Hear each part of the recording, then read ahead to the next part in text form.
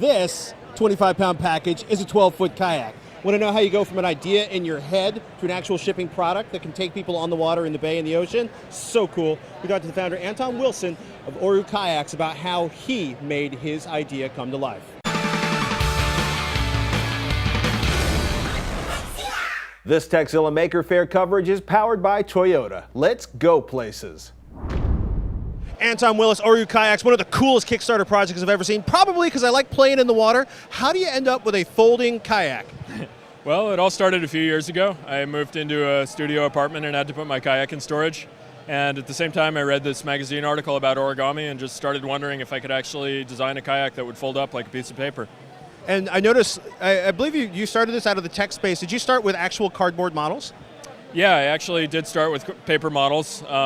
Just to test out the fold pattern, and I've actually pretty much stuck with that found it's actually the best way to design the form and the fold patterns rather than software. I've done the same thing with welding. It's so much cheaper than cutting the full materials over and over again. Where did you do this out of the tech space?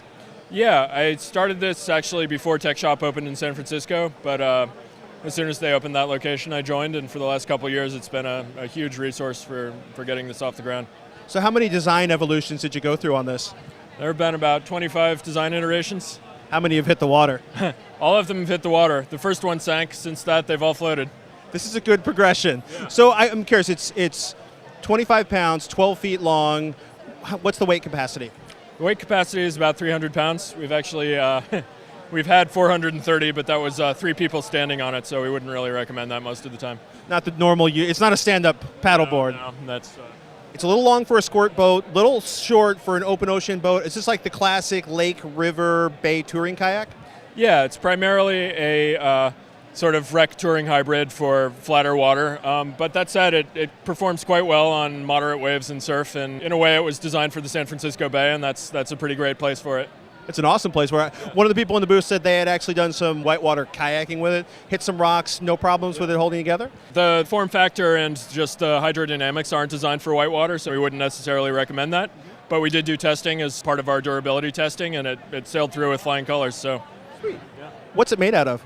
It's made out of a heavy-duty corrugated polypropylene. It's sort of a much more durable version of what they make the U.S. Postal Service boxes out of. That's awesome. So you guys are making these in California? Yeah, the manufacturing is in Southern California. The company is based here in San Francisco. $850, so they start shipping? There's shipping to Kickstarter customers next week, and if you order one now, it would be a couple months of lead time. That's not a bad deal. Where do people go if they want to order an Oru Kayak? Go to orukayak.com, and that has everything. Anton, thanks so much for your time. Take care. We want to thank Toyota and the 2013 RAV4 EV for bringing us to Maker Faire. There is some amazing stuff going on here, and we're going to show you as much as we can.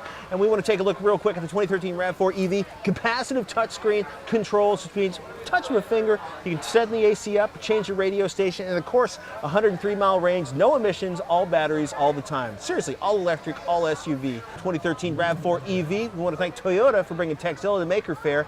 Let's go places. There's some cool stuff here.